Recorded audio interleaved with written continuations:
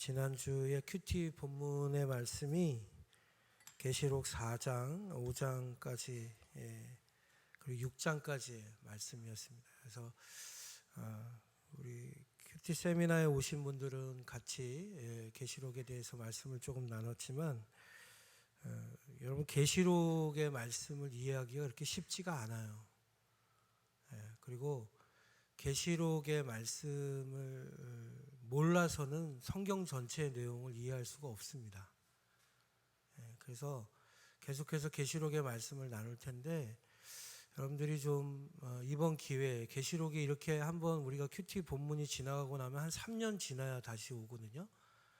3년이 넘어야 계시록이 본문이 다시 올 거예요. 아마 길게는 6년이 걸릴 수도 있는데요. 이럴 때 여러분들이 계시록의 말씀을 좀 객관적으로라도 조금 파악하고 어떻게 계시록을 읽고 바라봐야 되는지 좀 경험하는 시간들이 되셨으면 좋겠습니다.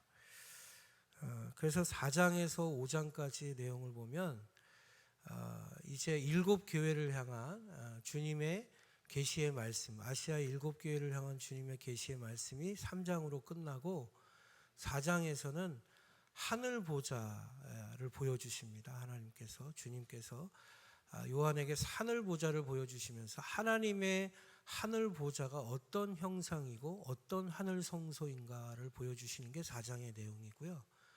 그리고 그 하늘 보좌 우편에 앉으신 주님께서 어린 양으로서 어떻게 그 하나님의 보좌에서 세상을 통치하고 다스리시는가에 대한 이야기, 그리고 그 주님을 향한 네 생물과 24장로들의 찬송과 영광에 대한 이야기가 5장에 기록이 되어 있습니다. 그리고 나서 6장으로 가면서 이제 7 인재양, 그리고 7 나팔재앙, 7 대접재앙이 16장까지 계속해서 이어집니다. 그래서 이 환란 때 하나님의 마지막 날이 오기 전에 일어날 대환란에 대한 내용들이 이제 6장에서부터 16장까지 기록이 돼요. 그것이 6장에 기록된 내용이 인재양, 7 인재양이어서 이 인봉, 두루마기의 인봉을 떼는 7번째 인봉을 떼는 이야기가 쭉 나오는데 6장에서 첫 번째 인봉부터 6번째 인봉까지 떼는 이야기가 나오고요. 그리고 오늘 본문 7장이 위치하고 내일의 본문인 8장부터는 7째 인봉이 띄어지면서 7 나팔재앙으로 이야기가 이제 전개됩니다. 그래서 여러분 6장에서 16장까지의 내용이 이 그 세 가지의 큰 대환란 재앙에 대해서 얘기하고 있는데요. 첫 번째 그 7 인재앙에서 7 나팔재앙, 그리고 7 대접재앙으로 재앙이 점점점 크고 강화되어져 갑니다. 그래서 그 재앙들이 얼마나 극심하고 또 무서운 하나님의 심판이 될 것인가에 대해서 아주 적나라하게 표현된 내용들이 6장에서부터 16장까지예요.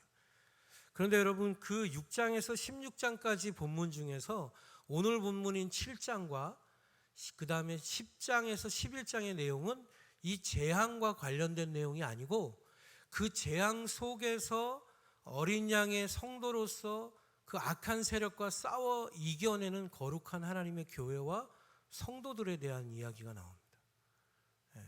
그래서 7 인재앙 중에 6 재앙까지를 마치고 7번째 인재앙을 봉인을 떼기 직전에 오늘 본문인 7장이 위치하고 있고요.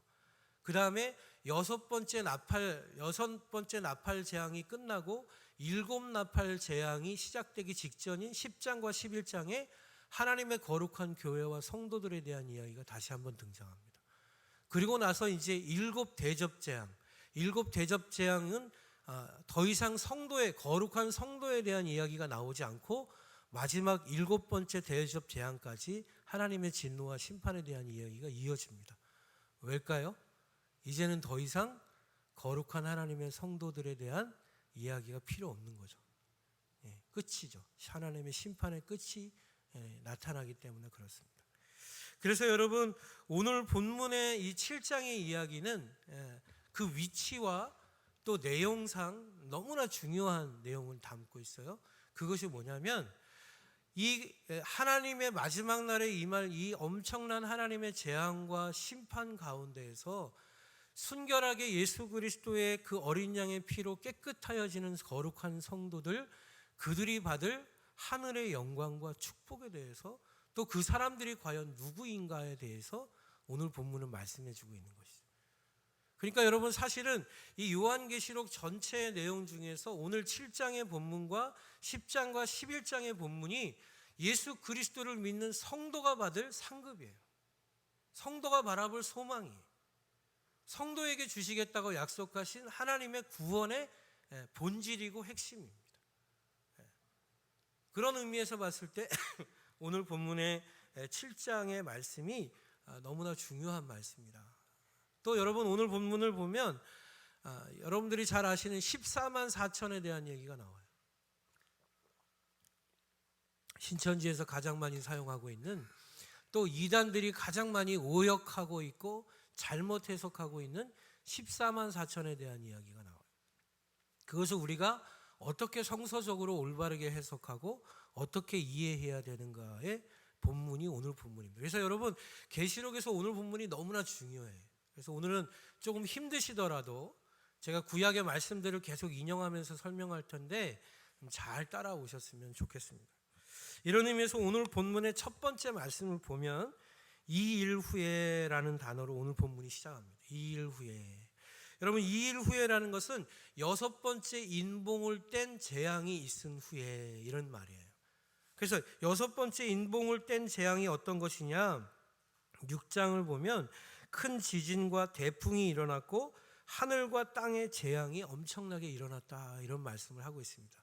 그리고 나서 6장의 마지막에 17절에 이렇게 말씀해요. 그들의 진노의 날이 이르렀으니 누가 능히 서겠느냐, 서리요, 이렇게 말씀해요. 그리고 나서 오늘 본문의 7장에서 거룩한 하나님의 성도들에 대한 이야기를 하고 있어요. 그러니까 여러분, 오늘 7장의 내용은 뭘 말하는 걸까요? 오늘 7장의 내용은 누가 이 진노의 날을 견디고 이기는 진짜 성도가 되겠습니까? 라는 질문에 대한 답으로 7장을 말씀하고 있는 거예요. 그러니까 하나님 앞에 하나님의 진노를 견디고 이겨서 진정한 하늘 보좌의 구원의 자리에 오를 성도는 어떤 사람이겠습니까? 라는 얘기를 7장에서부터 쭉 펼쳐지고 있다, 얘기하고 있다라는 것이에요. 그래서 여러분, 오늘 1절부터 8절까지 내용에서 그 사람들은 누구라는 거예요? 14만 4천 명이 될 것이다, 이렇게 말씀하고 있는 거예요. 그래서 여러분, 신천지나 다른 이단들이 14만 4천 명을 채우면 마지막 날이 올 것이다, 이거 그렇게 해석을 해서 설명을 하고 있는 것이죠. 그런데 여러분, 그 2일 7장 1절에 보면 2일 후에라는 표현으로 오늘 본문을 시작하고 있는데, 그 2일 후에 그 재앙의 본질적인 상황은 어떤 것이죠? 그 큰 지진과 환란과 그 환란 중에 오늘 본문에 보니까 하나님이 요한에게 보여주시는 환상이 하나 있어요. 그 환상이 뭔 줄 아십니까? 오늘 본문 말씀 1절에서 4절까지를 우리 같이 다시 한번 읽어볼까요? 시작.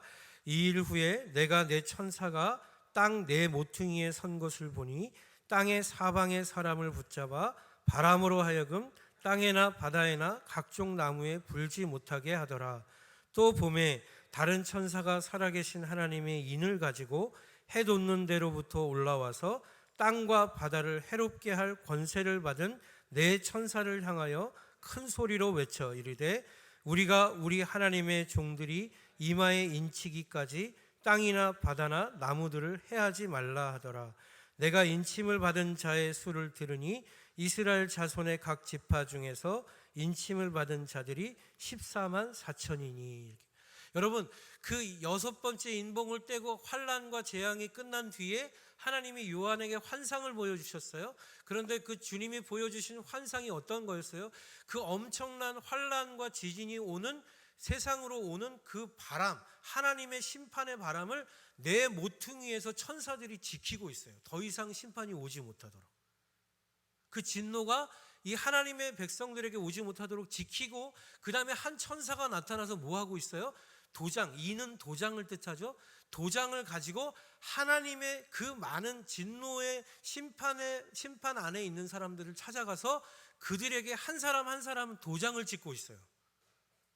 그러면서 뭐라고 말씀하는 거예요? 이 진노의 바람이 이 도장을 다 치고 14만 4천 명의 도장을, 인을 다 치기 전까지 오지 못하도록 막아라 라고 명령하고 있어요. 여러분, 이게 뭘 의미하는 걸까요? 하나님의 심판이 하나님의 명령으로 시작됐어요. 그런데 여러분, 그 하나님의 심판을 지금 누가 맡고 계신 거예요? 하나님이 맡고 계세요. 왜? 이 심판 가운데서 구원받을 하나님의 자녀들이 있었다. 그러니까 여러분, 오늘 7장의 본문의 핵심의 내용은 뭐예요? 그 엄청난 하나님의 심판의 날에 하나님께서 하나님이 택한 백성들을 구별해서 인치셔서 구원해 주실 것이다. 하나님의 구원의 날이 될 것이다 라고 말씀하고 있는 거예요. 여러분, 우리가 예수 그리스도를 믿음으로 말미암아 이 세상에서 하나님의 자녀로 택함을 받았다, 구원을 받았다, 이렇게 이야기를 하잖아요. 그런데 여러분, 많은 사람들이 그 구원을 어떻게 생각하냐면, 내가 이 땅에서 예수 그리스도를 믿으면 사업이 잘 되고 내가 건강해지고 좋은 차 타고 좋은 집에 살고 잘 먹고 잘 사는 게 구원이라고 생각해요. 많은 사람들이. 여러분, 성경은 그것이 구원이라고 한 번도 얘기하지 않습니다. 성경에서 얘기하는 구원은 뭔지 아세요? 여러분, 구원이라는 실제적인 의미가 뭘까요?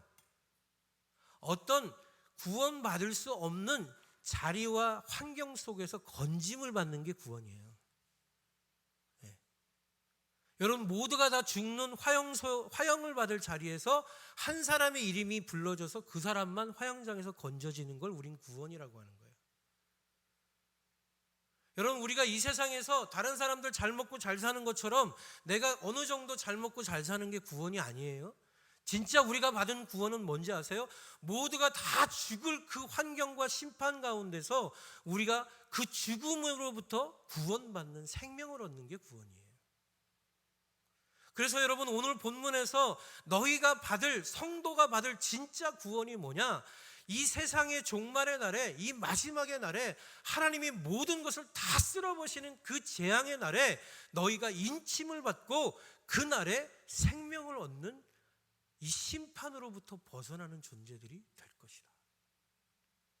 여러분, 이게 구원이라고요. 이걸 믿는 사람들이 예수 그리스도를 믿는 하나님의 자녀들이다라고 말씀하고 있는 거예요. 여러분, 이 시대 기독교를 믿는, 예수 그리스도를 믿는 많은 사람들이 우리의 구원을 오해해요. 착각해요. 내가 이 땅에서 예수를 믿으면 잘 먹고 잘 살게 되는 게 구원이라고 생각해요. 여러분, 그것은 아주 구원을, 하나님의 구원을 이 세상의 세속적인 일로만 치부시키고 축소시켜 놓은 거예요.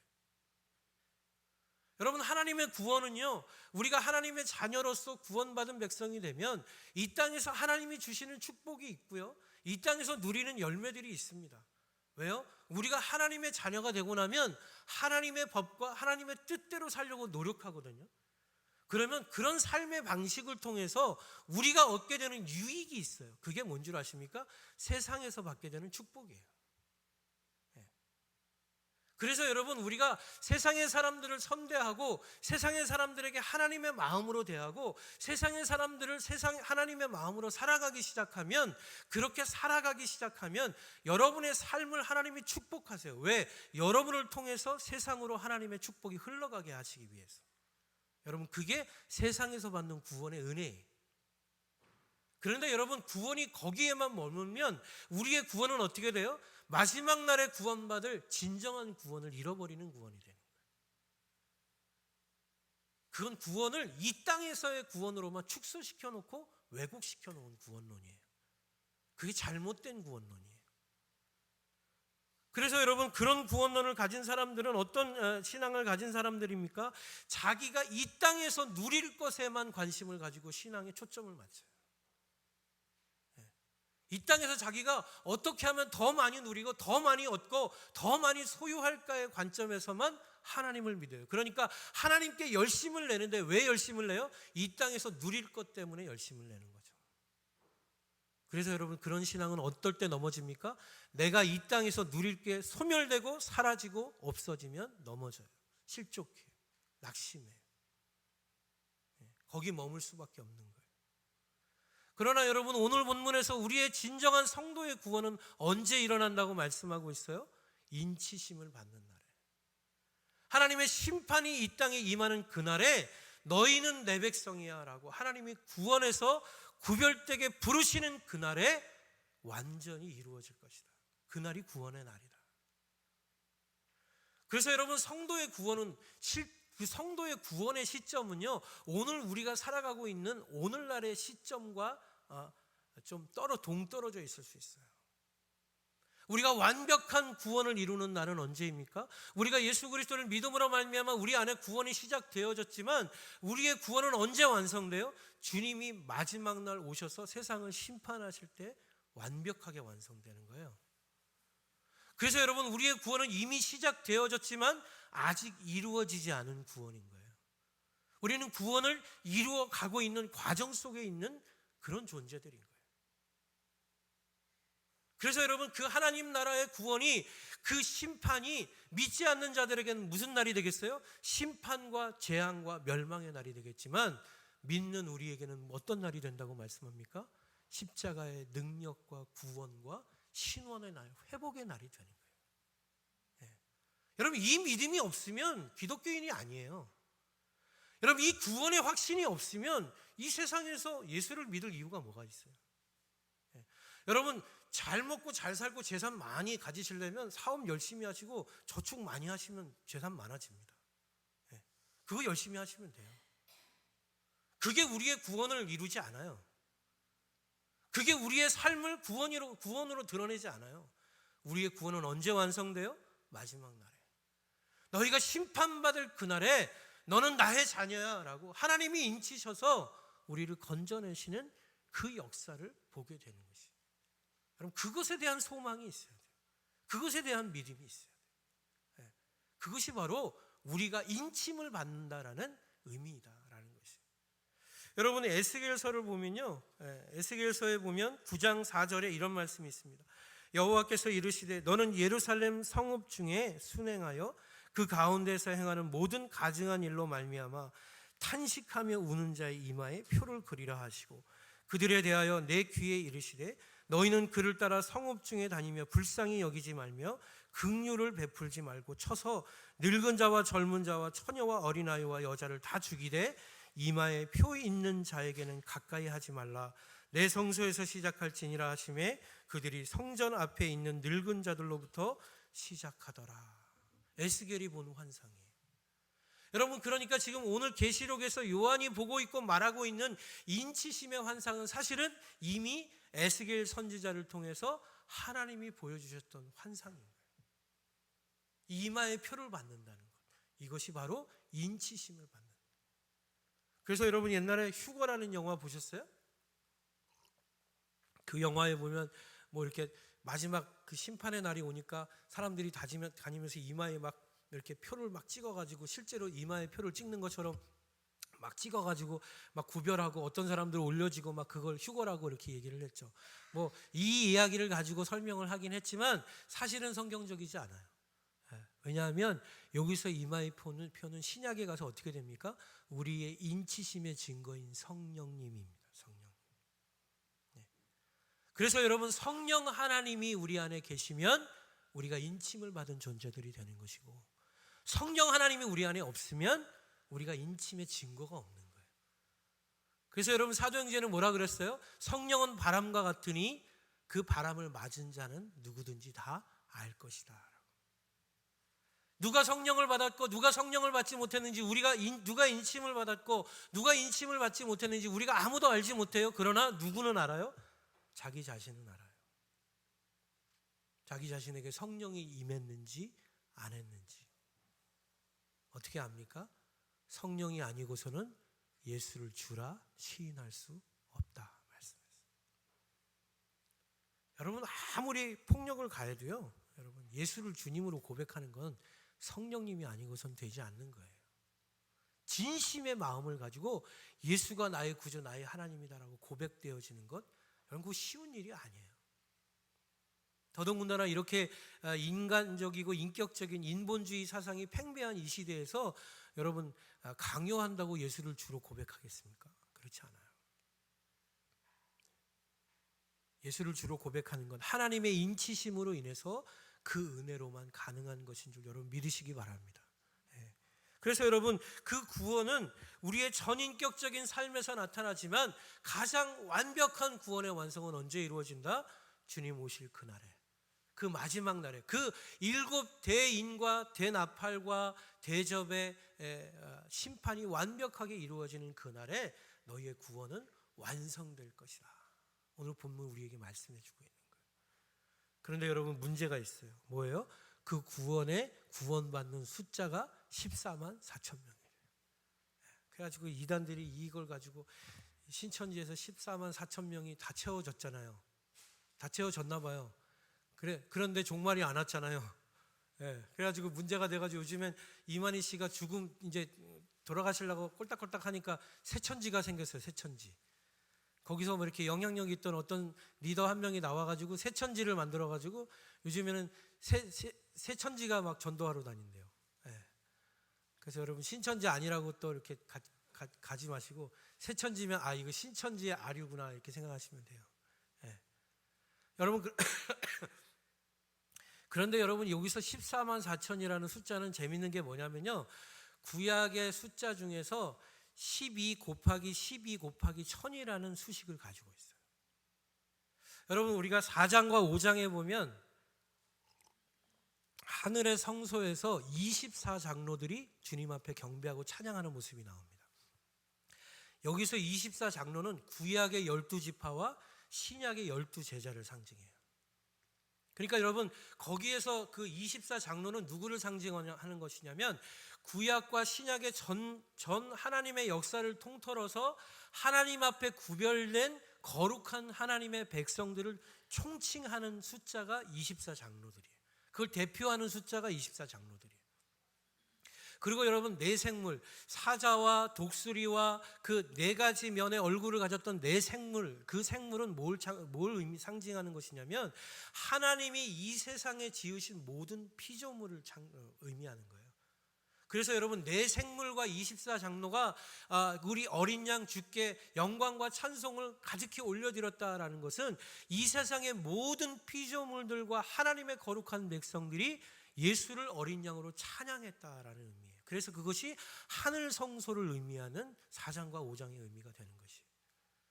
그래서 여러분 오늘 본문에서 나오는 이 14만 4천이라는 숫자는요, 구약의 12지파인 12와 신약의 12제자인 12 곱하기 1000이라는 숫자가 곱해진 숫자가 14만 4천이에요.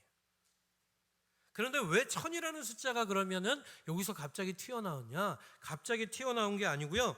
민수기 31장 4절을 보면 이렇게 말씀해요. 이스라엘 모든 지파에 대하여 각 지파에서 1000인씩을 싸움에 보낼지니라 이렇게 돼 있어요. 여러분 이게 무슨 말이냐면 하나님께서 이스라엘 지파를 군대 조직으로서 가나안 땅을 정복하는 영적 군사의 제도로서 조직으로서 조직하실 때 1000명 단위로 부대를 결성하셨다는 거예요. 여러분 우리나라 군대 편제가 우리 장교 출신도 계시니까 군대 편제가 중대가 몇 명이죠? 보통 한 150명, 200명 되죠. 그러면 대대 그러면 어떻게 돼? 거의 1000명이죠. 대대가 4개 중대, 뭐 지원 중대까지 하면은 5개 중대니까 보통 1000명 단위예요. 대대가. 그러니까 여러분 이스라엘 지파가 우리나라로 따지면 각 지파별로 한 대대씩으로 구성이 되었던 거죠. 그래서 여러분 오늘 본문에 보면 무슨 지파가 12,000명이요, 무슨 지파가 12,000명이요. 이게 뭐예요? 각 지파별로 12개의 1000명 단위의 12개 부대들이 존재했다. 그래서 14만 4천이라는 숫자가 나오게 된 거예요. 그런데 여러분 재밌는 것은 뭐냐면 이스라엘 백성들의 인구조사의 방법을, 그 당시 고대시대의 인구조사의 방법을 보면요, 여자와 아이들은 계수하지 않아요. 싸움에 나갈 수 있는 20세 이상의 장정들만을 계수해요. 군사로 책정해. 그래서 여러분 나중에 다윗 왕이 이스라엘 왕이 다윗 왕 때 인구 조사를 할 때나 다른 왕들이 인구 조사를 할 때 누구만 계수해요? 남자들만을 계수해요. 20세 이상의 남자들만을 계수해요. 그러니까 여러분 오늘 본문에서 14만 4천이라는 숫자는 이스라엘 구약의 해석적인 관점에서 볼 때는 누구의 숫자예요? 거룩한 하나님의 나라를 위해서 악한 영들과의 싸움을 싸워낼 이스라엘의 군사의 숫자를 의미하는 거예요. 군사적 개념의 숫자예요. 그러니까 24만 4천 명의 숫자가 그냥 문자적으로 하나님의 구원을 받을 전 백성을 의미하고 있는 것이 아니다라는 거예요. 왜? 구약의 성경의 그 기준에서 그 14만 4천이라는 숫자를 해석할 때 그렇게 된다는 거예요. 그러니까 여러분 이것을 문자적으로 신천지처럼 14만 4천이라는 숫자를 문자적으로 해석해서 그 숫자를 맞추려고 하게 되면 계시록의 숫자를 의미하게 잘못 해석하게 되는 것이다. 그래서 여러분 오늘 본문에 보면 9절에서 이렇게 말씀해요. 이 일이 있은 후에, 이 환상을 보여주신 후에 그런 거죠. 그리고 나서 내가 보니 각 나라와 족속과 백성과 방언에서 아무도 능히 셀 수 없는 큰 무리가 나와 흰 옷을 입고 손에 종려가지를 들고 보좌 앞과 어린 양 앞에 서서 큰 소리로 외쳐 이르되 구원하심이 보좌에 앉으신 우리 하나님과 어린 양에게 있도다. 이렇게 말씀해요. 그러면 여러분 보세요. 하나님의 인침을 받은 백성이 14만 4천 명이에요. 그런데 그 바로 다음 절에 이 일이 있은 후에 수많은 아무도 셀 수 없는 엄청난 숫자의 하나님의 백성들이 하늘 성소에서 하나님을 예배한다는 얘기에 이 수많은 숫자는 어떻게 해석할까요? 이 사람들은 누구예요? 그죠? 그러니까 여러분 이 14만 4천 명을 구원받은 전체의 숫자로 이해하는 것은 가장 잘못된 해석이라는 거예요. 여러분 재밌는 게 뭔지 아세요? 신천지는요 계시록에 나오는 모든 단어들을 상징적으로 해석해요. 그걸 알레고리즘이라고 얘기를 하는데요. 그건 뭐냐면 A는 B다, A는 이거다, B는 이거다, C는 이거다. 그러므로 A 플러스 B는 이거다. 이렇게 해석하는 거예요. 그래서 뭐라 그러냐면 감람나무, 계시록의 감람나무는 이만이다. 그 감람나무가 다시 오신다. 그래서 재림주는 이만이다. 이런 식으로 해석해요.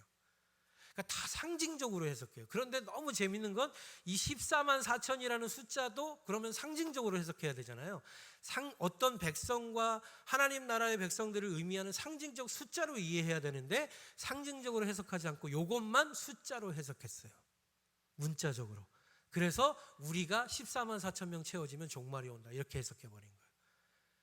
그러니까 여러분 신천지의 가장 큰 문제가 뭔지 아세요? 자기들이 좋을 때는 상징적으로 해석하고 자기들이 나쁠 때는 문자적으로 해석해요. 그러니까 자기들이 좋은 대로 성경을 마구 해석해내는 것이죠. 그렇게 해석하니까 이 계시록을 가지고 자기들이 원하는 그런 주장을 할 수 있게 되어지는 것이죠. 그런데 여러분 오늘 본문에서 얘기하고 있는 실제로 이 14만 4천 명과 아무도 셀 수 없는 큰 무리는 다른 사람들일까요? 같은 사람들일까요? 네, 같은 사람들이에요. 단지 여러분 이 14만 4천 명은 어떤 사람들일까요? 하나님의 대환란 때에 그 환란을 맞으면서 고난의 세상에서 그 고난과 환란을 견뎌내고 악한 영들과 하나님의 나라를 위해서 대적해 싸우는 하나님의 군대를 상징하는 거예요. 그 군대가 누굴까요, 여러분? 거룩한 하나님의 교회를 말하는 거예요. 이 땅에서, 이 세상에서 이 영적 싸움, 거룩한 영적 싸움을 통해서 세상의 악한 영들이 다스리려고 하는 이 세상에서 하나님의 통치와 하나님의 나라를 세워가려고 몸부림치며 애쓰는 하나님의 성도들과 하나님의 교회를 상징해 주는 거예요. 그런데 여러분 그러면 아무도 셀 수 없는 그 수많은 무리들은 과연 누굴까요? 그 사람들은 마침내 그 심판의 모든 고난과 환난을 이겨내고 하늘 천성의 주님 앞에 올라가서 거룩한 보좌 앞에서 하나님의 영광과 그 능력을 가지고 함께 주님을 찬양할 구원을 이미 얻은 하나님의 백성들을 말하는 거예요. 그러니까 여러분 시점으로 조금 차이는 있지만 이 14만 4천 명과 아무도 셀 수 없는 수많은 무리들은 어떤 사람들이에요? 같은 사람들. 이 땅에서는 고난을 당했던 그 성도들이지만 마지막 날 심판이 끝난 뒤에는 영광의 심판주로 오실 주님과 함께 그 보좌 앞에 흰옷 입고 거룩한 백성으로 서서 하나님을 찬송할 하나님의 자녀들, 하나님의 교회들. 그럼 이 사람들이 과연 누굴까요? 아브라함에게 약속됐던 하늘의 별과 같이 바다의 모래와 같이 내가 내 자손을 많게 하리라 약속하셨던 창세기의 약속을 이룬 백성. 네. 여러분 실제 창세기 13장 16절을 보면 이렇게 말씀합니다. 내가 내 자손이 땅의 티끌 같게 하리니 사람이 땅의 티끌을 능히 셀 수 있을진데 내 자손도 세리라. 여러분, 하나님은 아브라함을 선택하시면서 이미 이 아무도 셀 수 없는 수많은 하나님의 백성들이 참된 구원의 자리에 들어갈 것을 약속해 주셨어요. 그 약속이 언제 이루어진 거예요? 하나님의 심판이 다 마치고 그 심판을 견디고 이겨낸 그 환난과 고통을 견뎌낸 거룩한 흰옷 입은 주의 백성들이 그 수많은 셀 수 없는 사람들로 모여서 하나님을 찬양하고 있는 모습, 그것이 바로 오늘 본문에서 보여주시는 거룩한 교회와 성도의 모습이다. 그러니까 여러분, 여기 이 요한계시록 7장에서 말씀하고 있는 진정한 하나님의 교회, 진정한 하나님의 성도, 진정한 구원받은 백성은 과연 누구겠습니까? 이 땅의 고난과 연단과 환난을 이겨낸, 그럼에도 불구하고 믿음으로 그 환난 가운데서 배교하지 않고 넘어지지 않고 끝까지 주님 오실 날까지 믿음을 지켜낸 하나님의 성도를 말씀합니다. 그런데 여러분, 우리가 여기서 착각하면 안 되는 게 뭐냐면 이 환난의 시점이 우리가 생각할 때 그러면 마지막에 올, 아직 우리한테 도래하지 않은 모든 그 마지막에 올 환난이다라고 생각하는 사람들이 많이 있어요. 그러나 여러분, 이미 우리가 살아가고 있는 이 세상이 환난이에요. 이미 그 환난과 고난은 시작되어졌어요. 언제? 주님이 십자가에 달려 돌아가시면서 이미 주님도 그 환난에 참여하신 거죠. 여러분, 이 땅에 예수 그리스도를 통해서 하나님의 교회가 시작되면서 교회는 엄청난 핍박과 환난과 고난 속에 지금도 처해져 있습니다. 여러분, 로마의 그 엄청난 핍박 안에서 수많은 순교자들이 돌아갔고요. 여러분, 그 순교자들이 당했던 그 처참한 처형의 장면들은 계시록에서 보여지는 환난의 모습과 너무나 흡사하죠. 이 땅에는 수많은 지진과 재난들이 일어나고 있고요. 지금 아프리카의 난민들은 허덕이면서 그 허덕이는 그 난민들을 위해서 수고하고 애쓰는 하나님의 종들이 있습니다. 여러분, 중국에서는 교회들이 종탑이 무너지고 교회 건물을 무너뜨리는 그런 핍박과 고난이 있고요. 그 가운데서도 순결한 주의 백성들은 지하에서 하나님을 예배하면서 믿음을 지켜내고 있습니다. 북한 땅은 어떻습니까? 우리가 알지 못하지만 그 숫자를 감히 셀 수도 없지만 숨죽여서 지하 감옥소에서 그 잃어버린 성경을 외워가면서 주님 앞에 간곡히 기도하는 성도들이 있음을 우리는 부인할 수가 없어요. 왠 줄 아십니까? 탈북에 성공한 성도들 중에 그 지하 교회에서 예배하던 성도들이 있는 거죠. 그들의 간증이 있는 거죠. 그들이 어떤 고난과 어떤 핍박과 어떤 환난 속에서 믿음을 지켰고 여기까지 오게 되었는지 우리는 들을 수 있어요. 여러분, 며칠 전에도 터키의 한국 선교사님 한 분이 처참하게 죽임을 당했어요. 그 젊은 선교사님이 그곳에서, 그 먼 곳에서 죽임을 당해야 되는 유일한 이유가 뭘까요? 예수를 사랑했어요. 그 예수 그리스도의 나라를 위해서 그 젊은 가족은 터키로 떠났고 그곳에서 극렬 이슬람들의 핍박에 돌아가셨어요. 여러분, 계시록에서 말씀하고 있는 이 7년 대환난은요, 여러분, 이미 이 땅에서 하나님의 거룩한 성도들이 그 하나님의 나라를 위해 싸우며 그 영적 전쟁을 치루어가면서 이미 승리의 자리로 나아가고 있는 그런 삶을 의미하고 있는 거예요. 그래서 여러분, 이 7년의 대환난은 7년 인과 7년 나팔과 7 나팔과 7 대접이라는 그 엄청난 7 재앙으로 점점점 강화되어 가고 점점 커져가요. 더 심해져 가요. 여러분, 이것은요 언제 이런 날이 올 것이다 라는 말씀이 아니라 너희들이 점점 더 어떤 시대를 겪게 될 것이라? 믿음을 지키고 견디기 힘든 세상으로 갈 것이다. 우리의 기독교의 역사가 그렇게 될 것이다. 그래서 여러분, 주님 뭐라고 말씀하셨어요?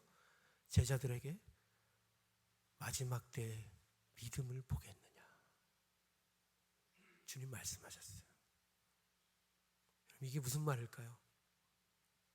마지막 때의 끝까지 진정한 복음과 신앙을 가지고 흰옷 입은 하나님의 거룩한 백성 되어서 이 하늘 보좌에 올라가서 하나님의 영광의 찬송의 구원을 부를 하나님의 백성들이 얼마나 되겠느냐, 이 땅에 오신 주님이 탄식하며 말씀하십니다. 여러분, 우리가 오늘부터 예수 그리스도의 다시 오심을 기억하는 예수님의 성탄절을 기대하고 소망하면서 여러분, 우리는 대림절 기간을 오늘부터 보내기 시작할 겁니다. 4주 동안. 여러분, 이 시간에, 이 시기에 여러분 무엇을 바라보셔야 됩니까? 내가 정말 진정으로 그 마지막 날까지 살아남는 거룩한 주의 백성으로 살게 하소서. 그날을 기다리는 백성 되게 하소서. 그날을 소망하는 흰옷 입은 백성들 되게 하소서. 여러분, 계시록에서 흰옷 입은 하나님의 백성들은 누구를 상징하는지 아세요? 흰옷 입은 24장로를 상징해요. 그리고 어린 양의 피로써 순결하게 깨끗하게 씻어진, 아주 깨끗하여진, 죄가 사해진 하나님의 백성들을 의미해요. 마지막으로 그 흰옷 입은 백성은 고난과 환난을 끝까지 견디고 이긴 하나님의 교회를 상징합니다. 그래서 여러분, 오늘 본문에서 나오는 14만 4천 명과 아무도 셀 수 없는 수없이 많은 무리들은 사실 다른 사람들이 아니라 어떤 사람들이라고요? 하나님의 백성, 마지막까지 참된 구원의 자리에 오를 하나님의 백성들을 의미하는 거예요. 그래서 여러분, 오늘 본문 13절을 보니까 이렇게 말씀해요. 13절 14절 같이 읽습니다. 시작. 장로 중 하나가 응답하여 나에게 이르되 이 흰옷 입은 자들이 누구며 또 어디서 왔느냐? 내가 말하기를 내 주여 당신이 아시나이다 하니 그가 나에게 이르되 이는 큰 환난에서 나온 자들인데 어린 양의 피에 그 옷을 씻어 희게 하였느니라. 누구라고요? 여러분, 6장 마지막 17절에 과연 그 마지막 때를 이길 자가 누구겠느냐라는 질문의 답이 13절 14절에 있어요. 그들이 누구예요? 이는 큰 환난에서 나온 자들인데 어린 양의 피에 그 옷을 씻어 희게 한 자들이다. 고난을 견뎌낸 사람, 고난과 핍박과 환난을 이겨낸 하나님의 교회, 하나님의 성도들이다라고 말씀하고 있는 것입니다. 그래서 여러분, 오늘 본문에서 나오는 이 많은 14만 4천 명과 이 많은 사람들은 사실 다른 사람들이 아니라 같은 사람들이다.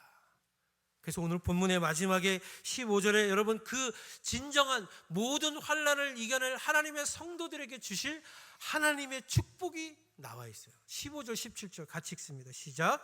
그러므로 그들이 하나님의 보좌 앞에 있고 또 그의 성전에서 밤낮 하나님을 섬김에 보좌에 앉으신 이가 그들 위에 장막을 치시리니 그들이 다시는 줄이지도 아니하며 목마르지도 아니하고 해나 아무 뜨거운 기운에 상하지도 아니하리니 이는 보좌 가운데 계신 어린 양이 그들의 목자가 되사 생명수 샘으로 인도하시고 하나님께서 그들의 눈에서 모든 눈물을 씻어 주실 것입니다.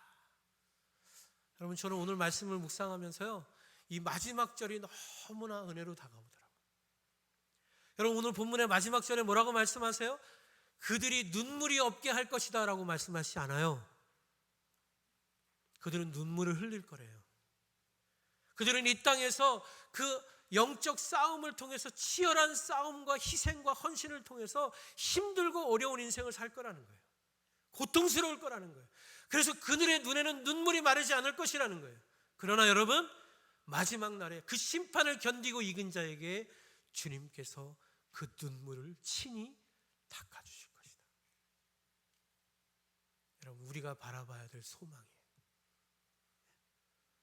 여러분, 이 세상에 많은 사람들은요, 우리의 소망을 어디다 둬요? 이 땅에 둬요, 이 땅에. 그런데 여러분, 이 땅에서 여러분이 붙들고 있는 그 소망이 여러분 마지막 날에 주님 앞에 갈 때 이 옷 하나, 속옷 하나 가져가실 수 있습니까? 여러분 사실 다 부질없는 거죠. 우리가 진정으로 우리가 바라보는 복음의 소망이 그 하나님 나라 그 모든 영광의 면류관을 받을 주님 앞으로 나아가는 것이 우리의 진정한 소망이라면 여러분 이 땅에서 우리가 붙들고 목숨 걸 일이 뭐가 있습니까? 하나님 외에는 없는 거죠. 여러분 이 땅에서 우리가 목숨 걸고 하나님을 외면하면서 살아야 될 그 어떤 것도 사실은 필요가 없는 거예요. 우리한테. 우리가 진정으로 우리의 소망을 하늘에 둔 사람이라. 그런데 여러분 안타까운 현실은 뭡니까? 그 우리의 소망이 하늘에 있고 그 보좌의 구원의 심판을 견디고 우리는 그날의 주님을 만날 것이라고 외치며 살아가지만, 찬송하며 살아가지만 여러분 사실은 우리는 그날의 소망을 바라보지 않고 뭘 바라보고 삽니까? 이 땅에 내가 붙들 소망을 붙들고 살 때가 많지 않습니까? 그걸 놓지 못하고 살 때가 너무 많지. 그게 믿음일까? 다시 오실 주님을 기다리는 이 대림절 기간에 우리가 진정으로 붙들고 살아야 될 소망이 무엇인가? 나의 궁극적 목적과 소망이 진정으로 무엇인가 돌아볼 수 있는 저와 여러분의 삶이 되어지기를 주님의 이름으로 축원합니다.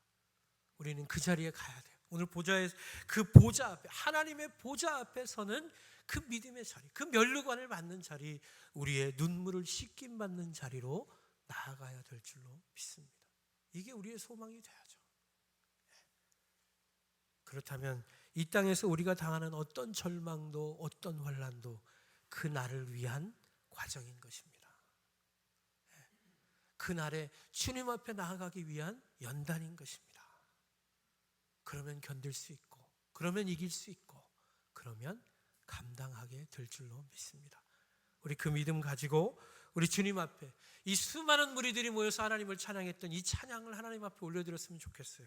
우리 보좌 앞에 모였네, 함께 주를 찬양하며 구원하심이 우리 하나님과 어린 양께 있도다. 여러분 이 찬양, 이 여러분이 잘 아시는 이 비전 찬양이 이 거룩한 하나님의 백성들이 주님 앞에서 그 어린 양 앞에서 드렸던 찬송이에요. 계시록의 찬송입니다. 가사를 묵상하면서 우리 같이 한번 찬양하면서 하나님 앞에 나아갑니다.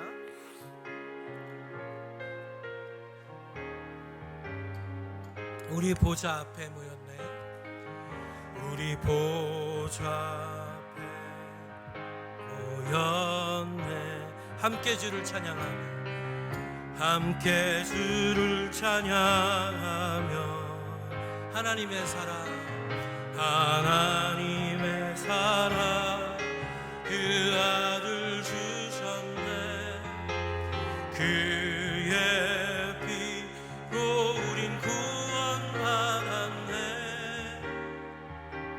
십자가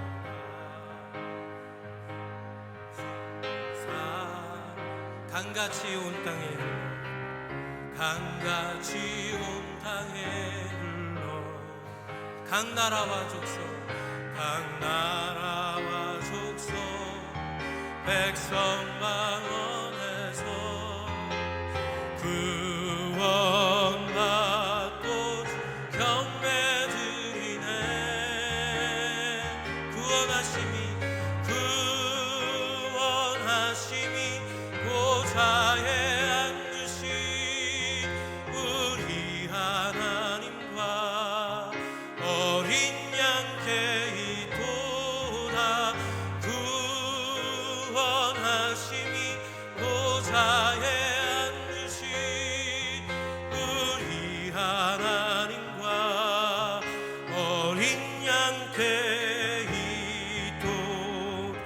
다시 한번 처음부터 찬양합니다. 우리 보좌 앞에 모여 함께 주를 찬양하며 함께 주를 찬양, 우리 주님의 보좌를 바라보며 찬양합니다. 하나님의 사랑, 하나님의 사랑 그 아들 주셨네, 그의 피로 우린 구원받았네. 십자가에서 십자가 쏟으신 그 사 강같이 온 땅에 흘러 강같이 온 땅에 흘러 각 나라와 족속 백성 망원에서 구원받고 주 경배 드리네. 구원하심이 보좌에 앉으신 우리 하나님과 어린 양께 있도다. 구원하심이 보좌에 앉으신 우리 하나님과 어린 양께 우리 한 번 더 목소리 높여서 구원하심이 보좌에 앉으신 구원하심이 보좌에 앉으신 우리 하나님과 어린 양께 있도다. 구원하심이 보좌에 앉으신 우리 하나님과 어린 양께 우리 마지막으로 주님 바라보면서 한 번만 더 찬양합니다. 구원하심이 보좌에 앉으신 우리 하나님과 어린 양께 있도다. 구원하심이 보좌에 앉으신 우리 하나님과 어린 양께 있도다. 우리 같이 한번 기도했으면 좋겠습니다. 여러분, 우리는 때로는 우리의 구원을 우리의 인생과 이 현실의 삶 속에서만 제한하려고 할 때가 많이 있어요. 그래서 우리의 삶의 모습에 낙심하고 우리의 환경에 넘어지고 우리가 이루지 못한 우리의 꿈과 계획으로 인해서 낙심할 때가 많이 있습니다. 그러나 오늘 계시록의 말씀은 그것이 너희의 구원이 아니라고. 참으로 진정한 구원은 마지막 날에 주님 다시 오실 그날에 인침을 받은 하나님의 놀라운 역사로 너희를 건지시는 역사로 나타날 것이다. 그날에 너희는 하나님 보좌 우편에 앉을 것이라고. 그 놀라운 주님의 어린 양을 찬송하는 거룩한 24장로들처럼 수많은 무리들이 모여서 흰옷을 입은 거룩한 백성들이 그 하나님의 구원을 찬송하는 날이 오게 될 것이라고 말씀해주고 있습니다. 그날을 바라보라고.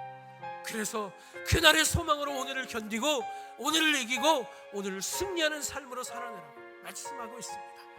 오늘 우리의 삶에 절망이 있습니까? 고난이 있습니까? 환난이 있습니까?